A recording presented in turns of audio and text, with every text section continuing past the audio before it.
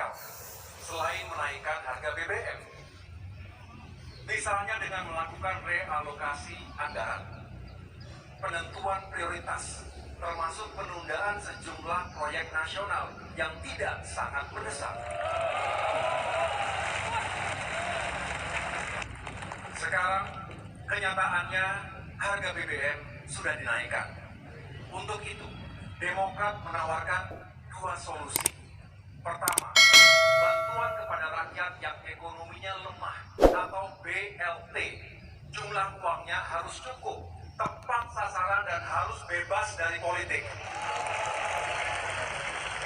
BLT, produk kebijakan Presiden SBY yang dulu ditentang oleh sebagian kalangan.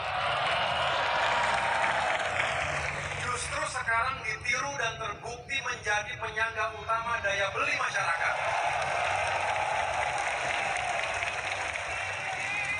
Kedua, alasan dan waktu untuk menaikkan harga BBM juga harus tepat. Jika harga minyak mentah dunia turun, maka turunkan kembali harga BBM kita.